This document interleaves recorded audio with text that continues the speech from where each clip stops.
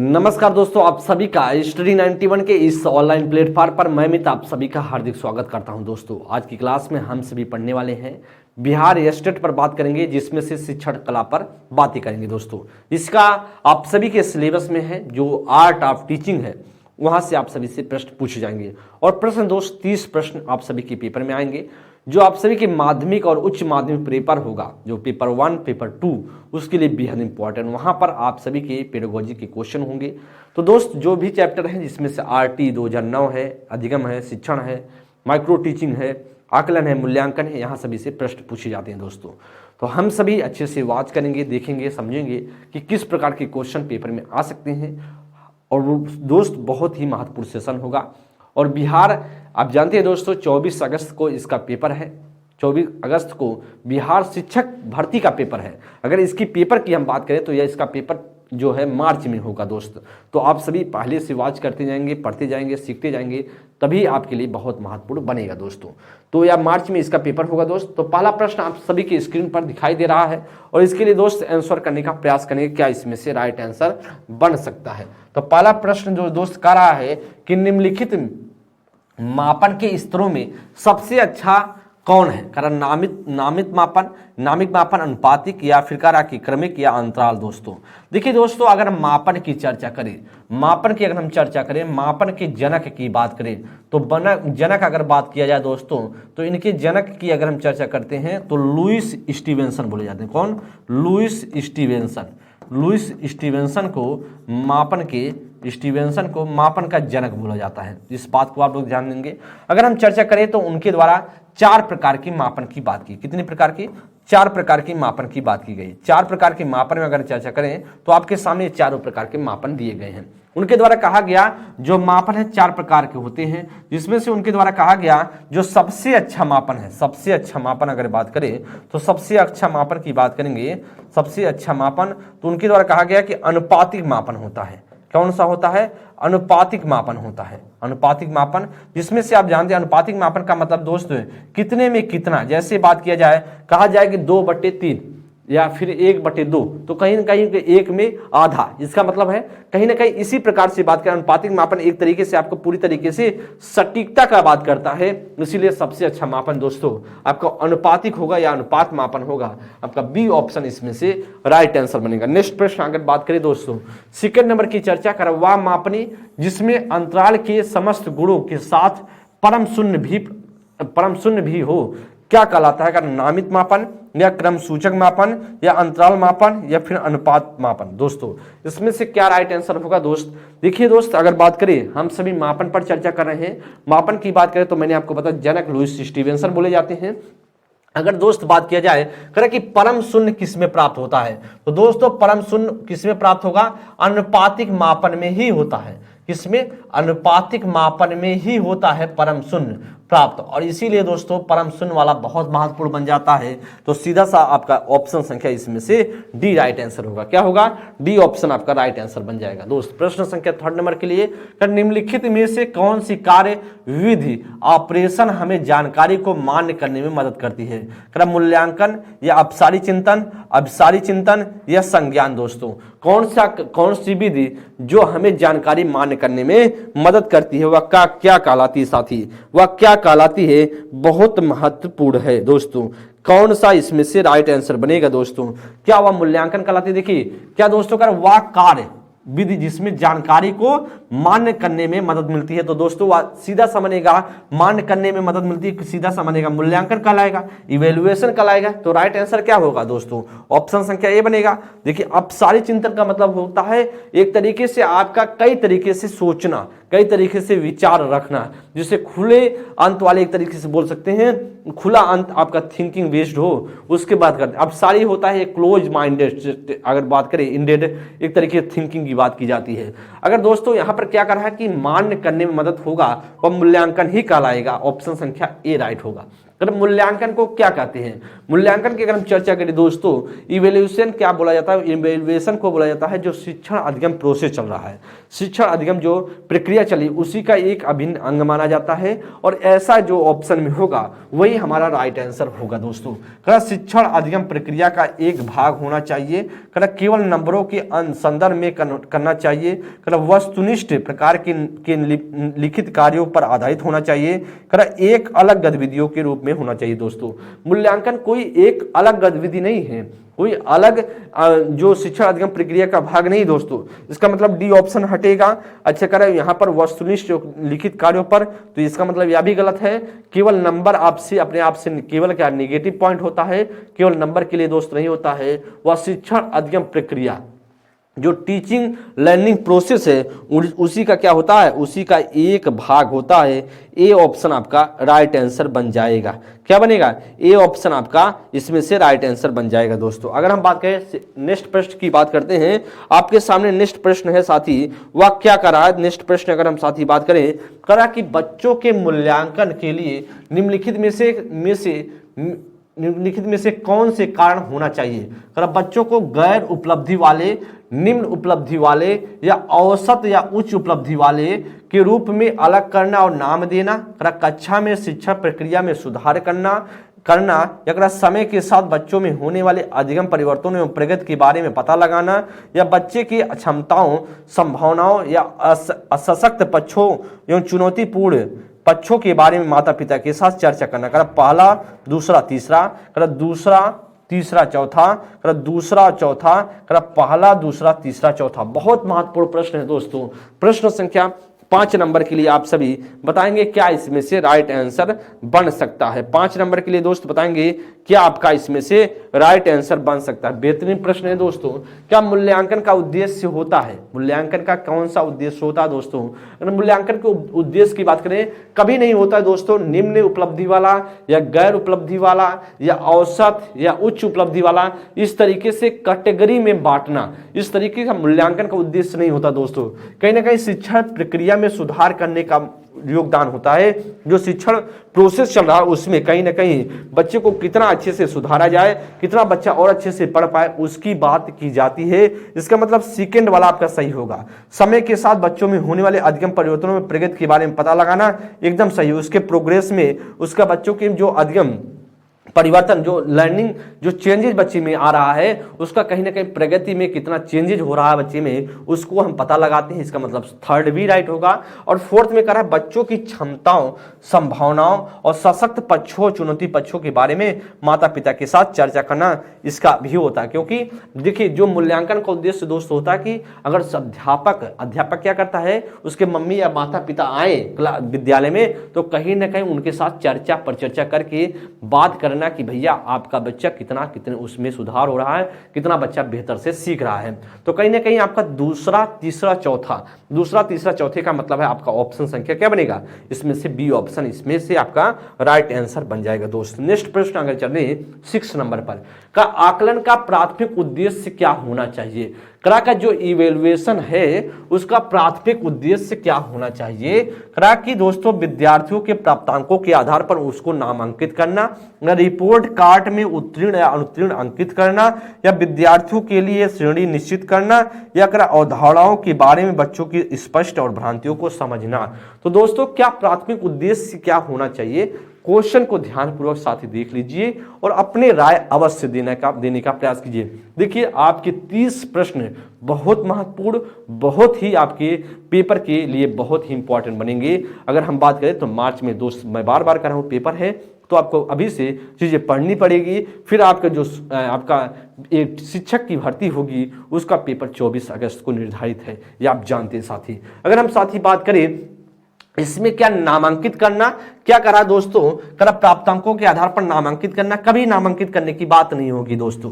क्या नामांकित करने की बात होगी फिर समावेशी शिक्षा का हनन हो जाएगा।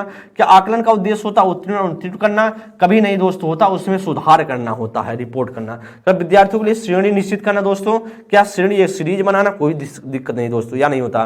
और धारणाओं के बारे में बच्चों की स्पष्टता और भ्रांतियों को समझना, कि आकलन का उद्देश्य होता कि बच्चे में कितना, जो बच्चे ने कॉन्सेप्ट कितना अच्छे से सीखा है, क्या बच्चे में क्या क्या भ्रांतियां हैं, बच्चा कहाँ पर फंस सकता है, उसका पता लगाया जाता है और बच्चे में फिर सुधार की जाती है दोस्तों। तो इसलिए दोस्त आपका 6 का जो होगा ऑप्शन संख्या डी हमारा राइट आंसर।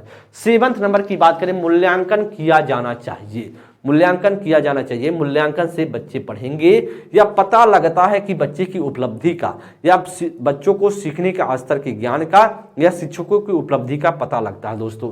मूल्यांकन से क्या होता है दोस्त, क्वेश्चन देखेंगे और बताने का प्रयास करेंगे क्या होता है दोस्तों मूल्यांकन से। मूल्यांकन से क्या चीजें पता चलती हैं, मूल्यांकन से क्या चीजें दोस्त पता चलती हैं, यह आप बताने का प्रयास करेंगे। मूल्यांकन किया जाना चाहिए, उससे क्या पता चलता है दोस्तों, दोस्त बताएंगे। देखेंगे अगर मूल्यांकन से बच्चे पढ़ेंगे दोस्तों, क्या मूल्यांकन करने से बच्चे पढ़ने लगेंगे, ऐसा कुछ नहीं। पता लगता है कि बच्चों की उपलब्धि दोस्तों नहीं, बच्चे के सीखने की स्तर का ज्ञान, बच्चे का जो लेवल है, कितना बच्चे में लेवल धीरे धीरे नॉलेज कैसे कैसे बढ़ रहा है, उसके लेवल का, सीखने का लेवल, बच्चे की उपलब्धि का पता लगाने के लिए नहीं होता है, बच्चे के सीखने का लेवल कैसे कैसे बढ़ रहा है, धीरे धीरे बच्चे में कितना प्रोग्रेस कर रहा है उसका पता लगाया जाता है। इसलिए दोस्त आपका सी ऑप्शन बनेगा। शिक्षकों की उपलब्धि का पता लगाना दोस्त, शिक्षक की उपलब्धि पता लगाने के लिए मूल्यांकन नहीं होता है। आगे हम बात करेंगे तो इसका सी ऑप्शन बनेगा। 8 नंबर में कहा दोस्तों, आकलन उद्देश्यपूर्ण होता है यदि करा कि इससे विद्यार्थियों और शिक्षकों को प्रतिपुष्टि या फीडबैक प्राप्त हो, या केवल एक बार वर्ष के अंत में हो, या विद्यार्थियों की उपलब्धियों में अंतर करने के लिए तुलनात्मक मूल्यांकन किया जाए, या इससे विद्यार्थियों में भय और तनाव का संचार हो। प्रश्न संख्या 9 नंबर के लिए दोस्त क्या आपका बन सकता है, प्रश्न संख्या 9 नंबर के लिए आपका क्या राइट आंसर बन सकता है, आप सभी बताने का प्रयास करेंगे साथी। क्या हो सकता है, आकलन के उद्देश्यपूर्ण होता है यदि, क्या इसमें से करेक्ट बनेगा दोस्तों। अगर हम उद्देश्य की बात करें, कहीं ना कहीं विद्यार्थियों और शिक्षकों के प्रति फीडबैक प्राप्त हो पाए, मतलब जो विद्यार्थियों और शिक्षकों के द्वारा को प्रतिपुष्टि या फीडबैक प्राप्त हो, इसके लिए दोस्त किया जाता है, या केवल वर्ष के अंत में दोस्तों आकलन, ऐसा कुछ नहीं दोस्त। क्या विद्यार्थियों में उपलब्धि के लिए तुलना करना अपने आप में क्या नेगेटिव है दोस्तों, कभी नहीं बनेगा। इसमें करा भय और तनाव का संचार हो पाए विद्यार्थियों के बीच। क्या आप भैया मूल्यांकन इसलिए करते हैं कि बच्चों के बीच जो है डर पैदा हो जाए। अगर बच्चे के बीच डर पैदा हो जाएगा तो बच्चा कैसे पढ़ेगा साथी, इसका मतलब कहीं ना कहीं आपका 8 नंबर के लिए ए ऑप्शन राइट होगा। नेक्स्ट प्रश्न, अगर हम 9th नंबर प्रश्न की बात करें, क्रम मूल्यांकन प्रक्रिया के 3 महत्वपूर्ण बिंदु कौन कौन से हैं। मूल्यांकन प्रक्रिया का क्रम उद्देश्य, अधिगम, अनुभव व मूल्यांकन के उपकरण, या छात्र अध्यापक व उद्देश्य, छात्र समाज व अधिगम के अनुभव, या छात्र परीक्षा या परिणाम। दोस्तों बहुत महत्वपूर्ण प्रश्न है और इसके लिए दोस्त कई बार आप सभी के पेपर में पूछे गए हैं। तो दोस्त इसके लिए क्या आपका राइट आंसर बन सकता है। अगर दोस्त हम घटक की बात करें, प्रमुख बिंदु की बात करें, तो कौन सा इसमें से राइट आंसर बनेगा। प्रमुख बिंदु की अगर हम बात करें, मूल्यांकन के 3 महत्वपूर्ण, तो यह होता है उद्देश्य बनता है, अधिगम, अनुभव और मूल्यांकन के उपकरण है। बहुत इंपॉर्टेंट है, कई बार पेपर में पूछा गया दोस्तों ए ऑप्शन। यहाँ अध्यापक और छात्र के उद्देश्य ऐसा कुछ नहीं, उद्देश्य, अधिगम और अनुभव, और उद्देश्य, अधिगम, अनुभव व मूल्यांकन के उपकरण इसमें आपका मूल्यांकन का जो भाग है दोस्तों। योगात्मक मूल्यांकन का उद्देश्य क्या है दोस्तों। योगात्मक मूल्यांकन का मतलब होता है समेटिव इवेल्युएशन, फॉर्मेटिव नहीं, फॉर्मेटिव को बोला जाता है रचनात्मक, या इससे निर्माणात्मक भी बोलते हैं दोस्तों।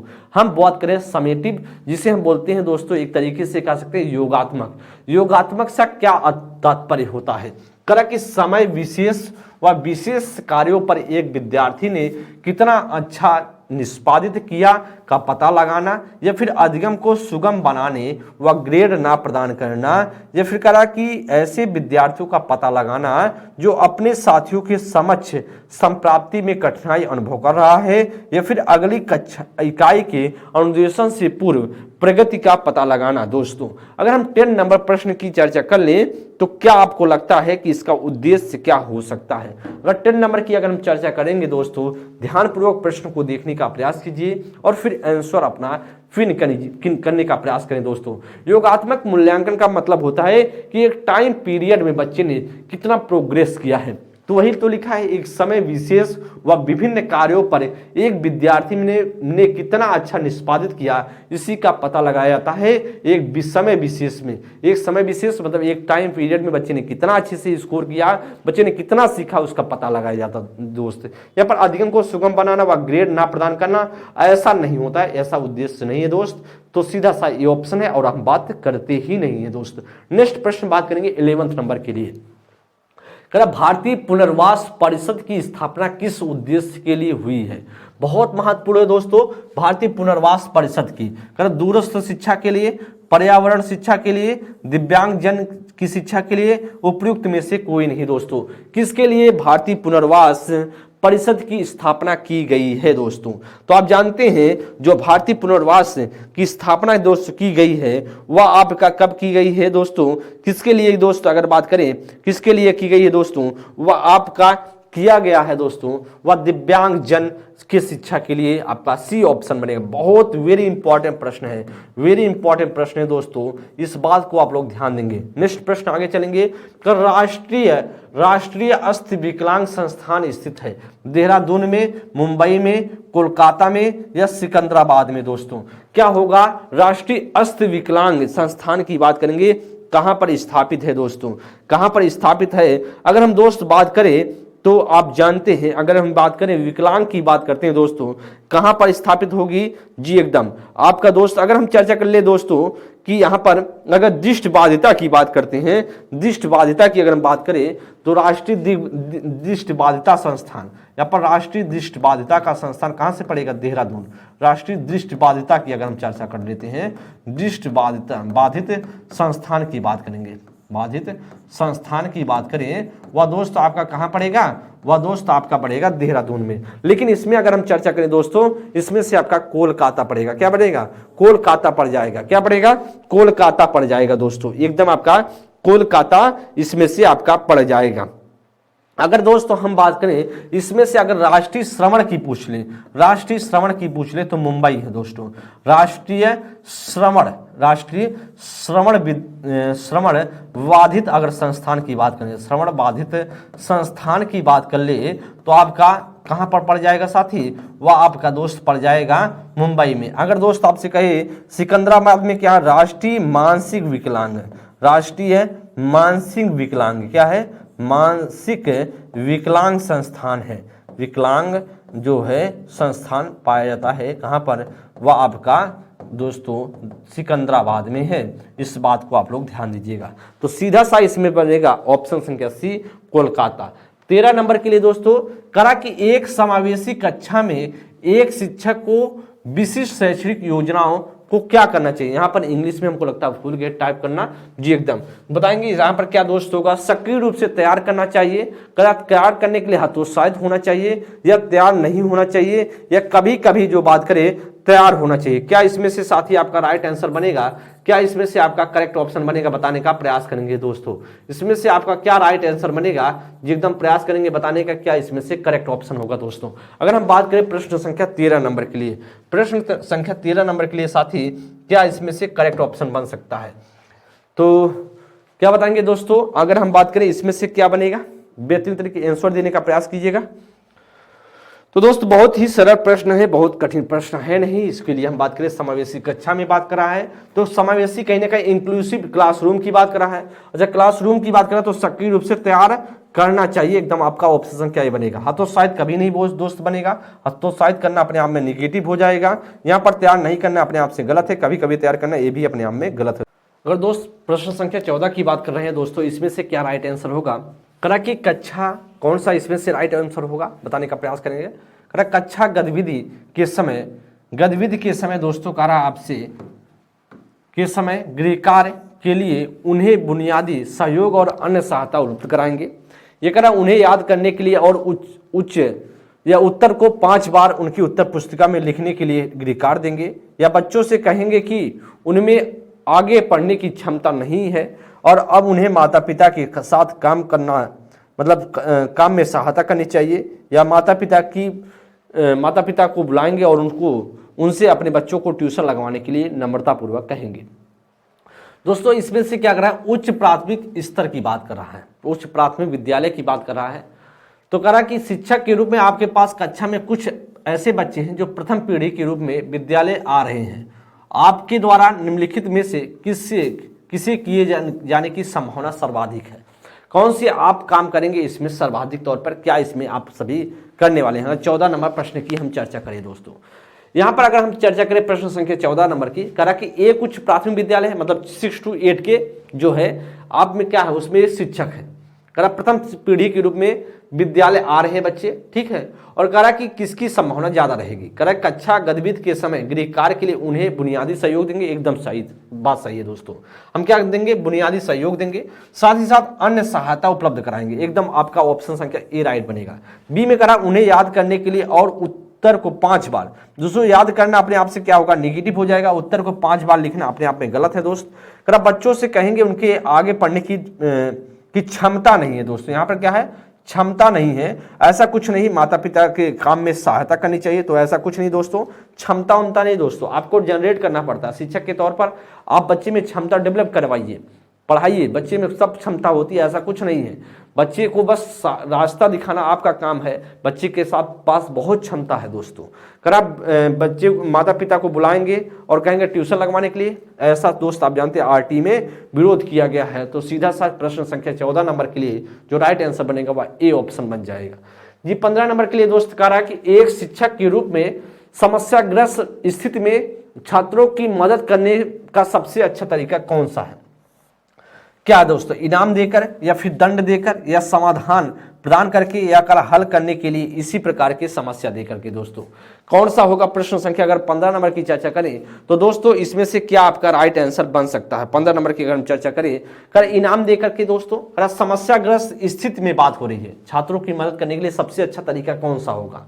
दोस्तों इसमें से करा है कि इनाम देकर के, इनाम देना दोस्तों, या क्या इनाम देकर के आप समस्याग्रस्त स्थिति में छात्रों की मदद करेंगे? दोस्तों इनाम देने से क्या होगा? कुछ नहीं। समस्या में बच्चा फंसा है तो इनाम देना शुरू कर देंगे? नहीं साथी।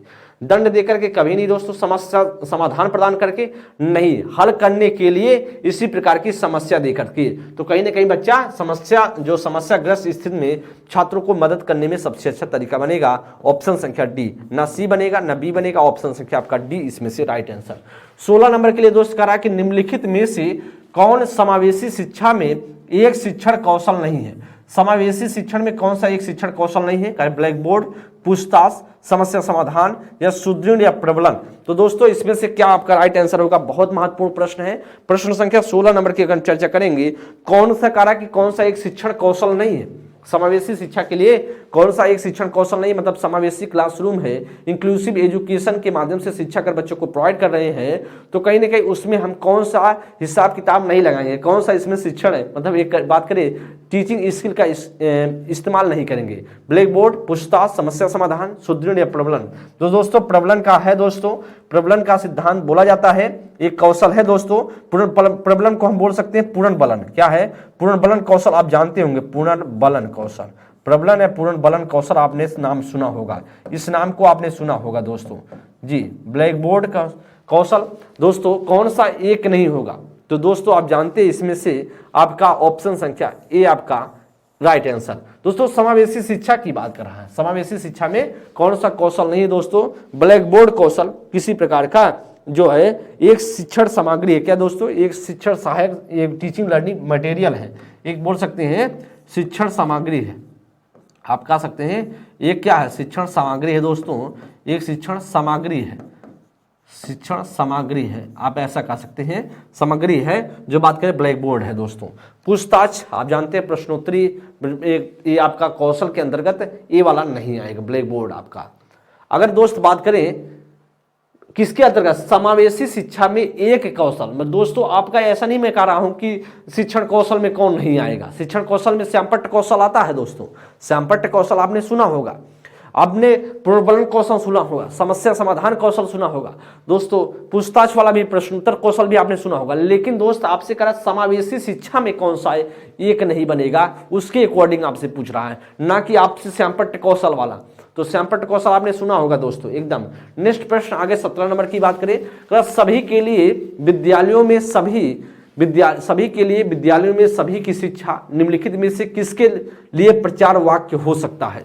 समावेशी शिक्षा या फिर सहयोगात्मक शिक्षा या पृथक शिक्षा या सशक्तिशील शिक्षा। सशक्तिशील शिक्षा से यहाँ कोई लेना नहीं है, पृथकशील शिक्षा की कोई बात ही नहीं दोस्तों, सहयोगात्मक शिक्षा नहीं, वह समावेशी शिक्षा कहलाएगा ए ऑप्शन। क्योंकि यहाँ पर दोस्त कह रहा सभी के लिए विद्यालयों में सभी की शिक्षा निम्नलिखित में से किसके प्रचार के वाक्य हो सकता है, वह ऑप्शन संख्या आपका ए बनेगा, जिसे हम बोलते हैं इंक्लूसिव एजुकेशन, ए ऑप्शन बनेगा। 18 नंबर के लिए दोस्त कह रहा विशेष रूप से जरूरतमंद की शिक्षा का प्रबंध होना चाहिए दूसरे सामान्य बच्चों के साथ, या कर विशेष विद्यालयों में विशेष बच्चों के लिए विकसित विधियों द्वारा, विशेष विद्यालयों में या विशेष विद्यालयों में विशेष शिक्षकों के द्वारा। प्रश्न संख्या अगर हम 18 नंबर की चर्चा करें तो दोस्त इसमें से क्या आपका राइट आंसर बन सकता है? 18 नंबर की अगर हम चर्चा करें तो आपका क्या इसमें से राइट आंसर हो सकता है? 18 नंबर की हम बातें कर लेते हैं। बेहतरीन प्रश्न है दोस्तों, इसमें से क्या आपका राइट आंसर बनेगा? कह कि विशेष रूप से जरूरतमंद, मतलब विशेष रूप से जरूरतमंद, इसका मतलब कहीं ना कहीं वह विशिष्ट बच्चा है। कहीं ना कहीं विशिष्ट बच्चे को हम क्या करेंगे, सामान्य बच्चे के साथ मिलाकर बात करेंगे कि नहीं? एकदम करेंगे। तो इसका मतलब कहीं ना कहीं जो समावेशी शिक्षा कहलाता है, वह समावेशी शिक्षा आपको पता है सीधा, वह दोस्तों आप जानते हैं सामान्य और विशिष्ट दोनों की शिक्षा की बात की जाती है। इसका मतलब राइट ऑप्शन होगा विशिष्ट शिक्षा, दूसरे सामान्य बच्चों के साथ शिक्षा दी जाएगी। विशेष विद्यालयों में विशेष बच्चों के लिए विकसित विधियों द्वारा नहीं दोस्तों, विशेष विद्यालयों में कभी नहीं, विशेष विद्यालयों में विशेष शिक्षकों द्वारा ऐसा कुछ नहीं। सामान्य जो विशिष्ट बच्चे हैं उनको सामान्य बच्चों के साथ हम बैठाएंगे। 18 नंबर का जो राइट आंसर होगा वह हमारा ए ऑप्शन आपका राइट आंसर होगा। 19 नंबर के साथ ही अगर बात करें, का समन्वित शिक्षा की सफलता निर्भर करती है समुदाय के समर्थन पर, या फिर कह रहा है पाठ पुस्तकों की उत्कृष्टता पर, या फिर कह रहा है शिक्षण अधिगम वस्तु की गुणवत्ता पर, या शिक्षकों में आवृत्तिगत परिवर्तन पर। कर समन्वित शिक्षा की सफलता किस पर निर्भर करती है दोस्तों? इंटीग्रेटेड एजुकेशन डिपेंड ऑन किस पर होगा दोस्तों? जो आप कह रहे हैं कि किस, अगर हम बात करें दोस्तों समन्वित शिक्षा की बात करें तो किस पर निर्भर करता है दोस्तों? एकदम बताएंगे दोस्त, इसमें से क्या आपका राइट आंसर बन सकता है? समुदाय के समर्थन पर, समन्वित शिक्षा क्या समुदाय के शिक्षा समर्थन पर? नहीं दोस्तों। पाठ पुस्तक के उत्कृष्ट पर नहीं, शिक्षण अधिगम वस्तु की गुणवत्ता पर, कर की शिक्षकों की आवृत्ति परिवर्तन पर। तो दोस्तों कहीं ना कहीं समन्वित शिक्षा की सफलता किस पर निर्भर करती है कि वस्तु की गुणवत्ता पर नहीं दोस्तों, आपके शिक्षकों की आवृत्तिगत परिवर्तन पर। आपका राइट आंसर होगा ऑप्शन संख्या डी बनेगा। नेक्स्ट प्रश्न अगर 20 नंबर की हम चर्चा करें, एक समावेशी कक्षा वह है जहां, एक समावेशी कक्षा वह है जहां साथी, जहां तब तक आकलन की पुनरावृत्ति होती रहती है जब तक प्रत्येक अध्ययनकर्ता न्यूनतम श्रेणी प्राप्त न कर ले। विद्यार्थी का भार कम करने के लिए अध्यापक केवल अनुमोदित पुस्तकों से ही पढ़ाते हैं, या फिर समस्याओं का अधिकाधिक समाधान करने की संभावना की दृष्टि से बच्चों की सक्रिय सहभागिता या भागीदारिता रहती है, या फिर अध्यापक प्रत्येक अध्ययनकर्ता के लिए वैविध्यपूर्ण व सार्थक अधिगमात्मक बात कर रहा है अनुभव हेतु परिवेश का निर्माण करते हैं। करा कि किसमें से क्या राइट आंसर बनेगा? बहुत महत्वपूर्ण प्रश्न है, इस प्रश्न को साथी देख लीजिए और बताने का प्रयास करेंगे। 20 नंबर के लिए अच्छा प्रश्न है साथी, एक बार इस क्वेश्चन को देखिएगा और आंसर करने का प्रयास करेंगे, क्या आपका राइट आंसर बनेगा दोस्तों। अगर कह रहा है यहां पर देखिए ए ऑप्शन में, तब तक अध्यापक की पुनरावृत्ति आकलन की पुनरावृत्ति होती रहती जब तक प्रत्येक अध्ययनकर्ता न्यूनतम श्रेणी ना प्राप्त कर ले। ऐसा समावेशी क्लास का रूम का भाग नहीं है दोस्तों कि जब तक आकलन की पुनरावृत्ति होती रहेगी, आकलन रिपीट होता रहेगा, जो असेसमेंट होता रहेगा रिपीटेड होता रहेगा, ऐसा कुछ बात नहीं दोस्तों। पर विद्यार्थियों का भार कम करने के लिए अध्यापक केवल अनुमोदित पाठ्य पुस्तक पढ़ाते हैं दोस्तों। भार कम रहे तो ऐसा समावेशी क्लासरूम की हिस्सा है? कभी नहीं दोस्तों। समस्याओं का अधिकाधिक समाधान करने की संभावना की दृष्टि से बच्चों को सक्रिय भागीदारी रहती है दोस्तों। या तो सही है, लेकिन इससे बेटर देखते हैं दोस्तों, अध्यापक प्रत्येक अधिगमकर्ता के लिए वैविध्यपूर्ण और सार्थक अधिगमनात्मक अनुभव हेतु परिवेश का निर्माण करते हैं दोस्तों। सी वाले से बेटर डी ऑप्शन है। क्या है? सी ऑप्शन से बेटर डी ऑप्शन है, इसलिए हमारा डी ऑप्शन साथी होगा। कैसे? समस्याओं की अधिकाधिक समाधान करने के लिए की संभावना के दृष्टि से बच्चों को सक्रिय भागीदारी, उससे बेटर है दोस्तों अध्यापक प्रत्येक अधिगमकर्ता के लिए वैबुद्धपूर्ण, तो कहीं ना कहीं उसके अनुरूप इन्वायरमेंट क्रिएट करेगा अध्यापक और फिर शिक्षा ग्रहण करवाएगा। इसका मतलब कहीं ना कहीं उसके पद अगर इन्वायरमेंट वैसा क्रिएट कर देगा तो बच्चे के सामने जो भी समस्या आएगी अपने आप हल कर लेगा। तो या तो पहले करना पड़ेगा, उसके बाद ऑप्शन संख्या सी पे जाएगा। पहले हम सी वाला नहीं, पहले हम समस्या समाधान पर ही नहीं पहुंच जाएंगे, पहले वैसा इन्वायरमेंट क्रिएट करेंगे। तो डी वाले में इन्वायरमेंट क्रिएट हो रहा है, इसके बाद समस्या समाधान करता अच्छे से बच्चा बन ही जाएगा जब उसके अकॉर्डिंग चीजें होने लगेगी। तो राइट ऑप्शन दोस्त आपका डी ऑप्शन पूरी तरीके से करेक्ट है। 21 नंबर के लिए समावेशी शिक्षा उस विद्यालय शिक्षा व्यवस्था की ओर संकेत करती है जो कैसा होकर विशेष आवश्यकता वाले बच्चों को विशिष्ट विद्यालयों के माध्यम से शिक्षा देने को प्रोत्साहित करती है, केवल बालिका शिक्षा को बढ़ावा देने की आवश्यकता पर बल देती है, या जो सभी निर्योग्य बच्चों को शामिल करती है, या फिर जो उनकी शारीरिक, बौद्धिक, सामाजिक, भाषिक या अन्य विभिन्न योग्यता स्थिति को ध्यान में रखे और बगैर बच्चों को शामिल करती है। दोस्तों क्या आपका इसमें से राइट होगा? बहुत महत्वपूर्ण प्रश्न है एकदम साथी। इसमें से आपका क्या राइट आंसर बन सकता है? दोस्तों यहां पर कह रहा है विशेष आवश्यकता वाले, यहां पर देखेंगे समावेशी शिक्षा उस विद्यालय शिक्षा की ओर संकेत करती है। इसका मतलब कहीं ना कहीं सामान्य और विशिष्ट बच्चों को जिस ऑप्शन में जो इंक्लूड कर रहा होगा, मतलब समावेशित कर रहा होगा, वही हमारा राइट आंसर होगा। तो कह रहा है विशेष आवश्यकता वाले बच्चों को विशिष्ट विद्यालयों के माध्यम से शिक्षा देने को प्रोत्साहित। तो सिर्फ हम विशेष आवश्यकता वाले की बात नहीं करते हैं दोस्तों, उसमें सामान्य को भी साथ ले जाएंगे, गलत हो जाएगा। केवल बालिका शिक्षा को बढ़ावा देना, केवल बालिका शिक्षा को हम नहीं दे सकते, बालक को क्यों छोड़ेंगे दोस्तों? जो सभी निर्योग्य बच्चों में शामिल हो, सिर्फ निर्योग्य बच्चों को हम लेंगे समावेशी में, तो आप जानते हैं उसमें सामान्य भी इंक्लूड करेंगे दोस्तों। करा कि जो उनकी शारीरिक, मानसिक या बौद्धिक की बात करें, सामाजिक, सबको इंक्लूड करते हुए हम बच्चों को शामिल करने की कोशिश करेंगे। ऑप्शन संख्या हमारा डी बन जाएगा। ऑप्शन संख्या डी इसमें से राइट आंसर। 21 का डी ऑप्शन पूरी तरीके से करेक्ट है। नेक्स्ट प्रश्न पर चले दोस्तों, 22 नंबर के लिए समेकित शिक्षा इंगित करती है, समेकित शिक्षा क्या इंगित करती है? सभी बच्चों के लिए एक समान शिक्षण विधि, या सामान्य बच्चों एवं भिन्न रूप से योग्य बच्चों के लिए एक ही स्कूल, सामान्य बच्चों एवं भिन्न रूप से योग्य बच्चों के लिए पृथक स्कूल, या सामान्य बच्चों एवं भिन्न रूप से योग्य बच्चों के लिए एक समान सुविधा। दोस्तों बहुत महत्वपूर्ण प्रश्न है, इसमें हर प्रश्न ऑप्शन जो है आपको कंफ्यूज उत्पन्न करेगा। हर ऑप्शन क्या करेगा? कंफ्यूज उत्पन्न करेगा। क्वेश्चन को ध्यानपूर्वक साथी देखिएगा और बताने का प्रयास करेंगे क्या इसमें से राइट आंसर बन सकता है। दोस्तों यहां देखिएगा, समेकित शिक्षा इंगित करती है सभी बच्चों के लिए एक समान शिक्षण विधि। दोस्तों नहीं होगा, एक समान शिक्षण विधि कैसे हो सकता है? क्योंकि वैयक्तिक भिन्नताएं हैं, तो सभी के लिए एक समान शिक्षण विधि इस्तेमाल नहीं कर सकते हैं, क्योंकि वैयक्तिक भिन्नता होंगी तो कुछ बच्चा कुछ दूसरे तरीके से समझेगा, कुछ दूसरे तरीके से, तो सभी के लिए शिक्षण विधि नहीं हो सकती दोस्तों। समेकित शिक्षा या इसकी रोल नहीं अदा करेगा। या क्या सामान्य बच्चों एवं भिन्न रूप से योग्य बच्चों के लिए एक ही स्कूल, एकदम सही, एक ही स्कूल होना चाहिए। तो आपका विद्यालय एक होगा लेकिन पद्धति अलग अलग होगी। विद्यालय एक होगा, पद्धति अलग अलग होगी, इसलिए एक ही विद्यालय। सामान्य और विभिन्न बच्चों, सामान्य बच्चों एवं विभिन्न रूप से योग्य बच्चों के लिए पृथक स्कूल, तो पृथक स्कूल तो होगा ही नहीं दोस्तों, क्योंकि समावेशी का फिर तो हनन हो जाएगा।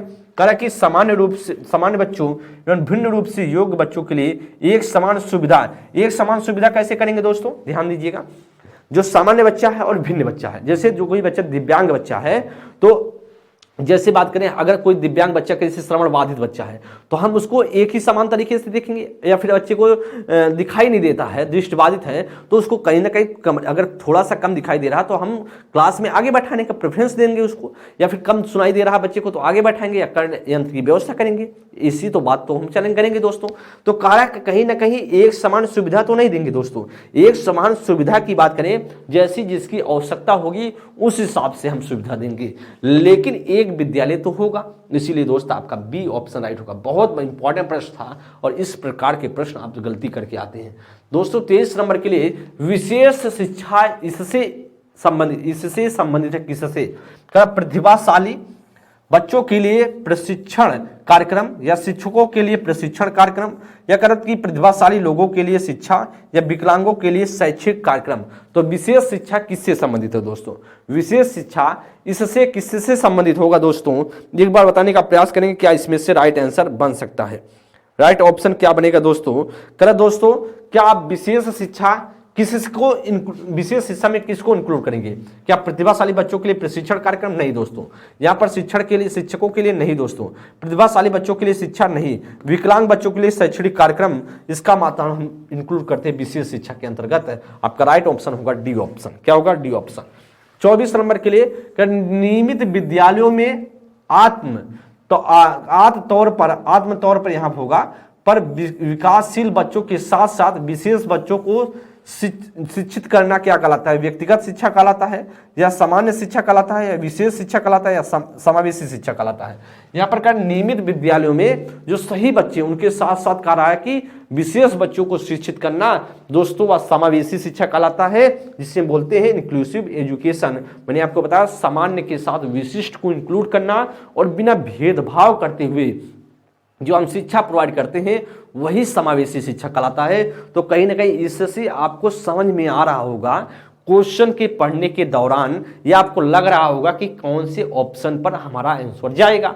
तो दोस्त हमारा सीधा सा बनेगा, यहाँ पर देखिए नियमित विद्यालयों में आत्म तौर पर विकासशील बच्चों के साथ, विकासशील बच्चों का मतलब कहीं ना कहीं जो सामान्य बच्चे उनके साथ साथ विशेष बच्चों को शिक्षित करना आपका समावेशी शिक्षा।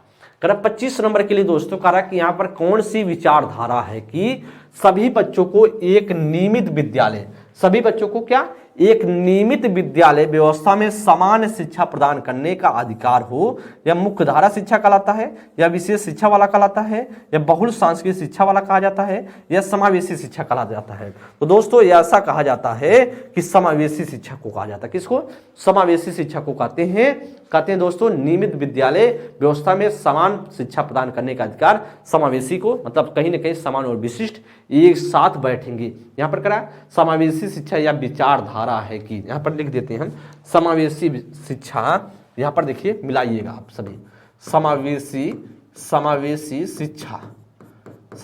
शिक्षा या विचारधारा है कि सभी बच्चों को एक नियमित विद्यालय व्यवस्था में समान शिक्षा प्रदान करने का अधिकार है। आपका डी ऑप्शन इसमें से बन जाएगा। 26 नंबर के लिए दोस्तों का समावेशी शिक्षा में किस प्रकार के छात्र शामिल होते हैं? केवल विशिष्ट छात्र, केवल सामान्य और विशिष्ट छात्र, केवल सामान्य छात्र, या बहुभाषी या प्रतिभाशाली छात्र? दोस्तों अभी तो मैंने आपको लगातार समावेशी के बारे में बता ही तो रहा हूं दोस्तों। सामान्य और विशिष्ट दोनों साथ ही साथ बैठेंगे, दोनों क्या बैठेंगे? साथ ही साथ बैठेंगे। तो सीधा सा दोस्त बनेगा आपका क्या? इसमें से सीधा सा आपका दोस्त जो बन जाएगा वो आपका सीधा सा बन जाएगा जो समान और विशिष्ट दोनों समावेशी में होते हैं। बी ऑप्शन बनेगा कि नहीं बनेगा दोस्तों? जो नॉर्मल और स्पेसिफिक दोनों बच्चों को इंक्लूड करेंगे ना समावेशी में, तो आपका 26 का बी ऑप्शन बनेगा। 26 का बी ऑप्शन ना एकदम जी एकदम। 27 नंबर के लिए निबंधात्मक प्रश्नों के लिए निम्नलिखित में से कौन सबसे अच्छा विकल्प है? निबंधात्मक प्रश्न का मतलब है कहीं ना कहीं अपने राय लिखना, अपने विचार लिखना। तो उसके लिए कौन सा सबसे अच्छा प्रश्न बनेगा, विकल्प बन सकता है? करें न्यूटन के गति के नियम की चर्चा करें, या न्यूटन के गति के नियम की व्याख्या करें। न्यूटन के गति का नियम क्या है, या न्यूटन के गति के नियम का एक लेख लिखें। दोस्तों क्या आपको लगता है कि किस पर निबंधात्मक प्रश्न बन सकता है? किस पे अपना राय किस प्रश्न पर दिया जा सकता है? किस प्रश्न पर अपना राय जो है व्यक्त दिएगा? दोस्तों करा कि न्यूटन के गति के नियम पर चर्चा करें। अगर गति के नियम पर चर्चा करेंगे तो न्यूटन के 3 नियम, जो पहला दूसरा तीसरे, उस पर चर्चा करने के बाद खत्म हो जाएगा। ठीक है, यहाँ पर क्या कर रहा है? यहाँ पर निबंधात्मक प्रश्न की बात कर, कहीं ना कहीं निबंधात्मक प्रश्न का मतलब कहीं ना कहीं लिखने की बात होगी। न्यूटन के गति के नियम का व्याख्या करें। अच्छा, व्याख्या कर देंगे तो सिर्फ आपने जो पढ़ा है वही लिख देंगे, तो उतना बेहतर नहीं बनेगा बी ऑप्शन में ना ए ऑप्शन में। न्यूटन की गति का नियम क्या है तो नियम बता देंगे, तीनों नियम। न्यूटन की गति के नियम पर एक लेख लिखें, तो कहीं ना कहीं नियम पर एक लेख लिखना, अपना विचार लिखना, अपना कॉन्सेप्ट लिखना, एक लेख लिखना, आपका ऑप्शन संख्या डी बनेगा। अच्छा, 28 नंबर के लिए सीसीई का मतलब होता है सतत एवं व्यापक मूल्यांकन, जिसे बोलते हैं कॉन्टिन्यूअस एवं कॉम्प्रिहेंसिव इवैल्यूएशन। सतत एवं व्यापक मूल्यांकन CCE में औपचारिक और योगात्मक निर्धारण का कुल मूल्य होता है। योगात्मक और औपचारिक मूल्यांकन का कितना भाग होता है? कुल क्रमशः 40 और 60%, क्रमशः 60% और 40%, क्रमशः 50% और 50%, उपयुक्त में से कोई नहीं। औपचारिक और कह रहा है सतत और व्यापक का कितना रोल होता है? सतत एवं व्यापक मूल्यांकन में, एवं व्यापक मूल्यांकन में, सतत मूल्यांकन का और व्यापक मूल्यांकन में कितना भाग सतत का होता है, कितना भाग जो बात कर रहा है कि व्यापक का होता है? ये दोस्त बताएंगे कितना होता है। 28 नंबर की अगर हम चर्चा कर लेते हैं तो क्या आपका इसमें से राइट आंसर बन सकता है? तो दोस्तों आप जानते हैं 40 और 60 का रेशियो होता है, ये ऑप्शन आपका बनेगा।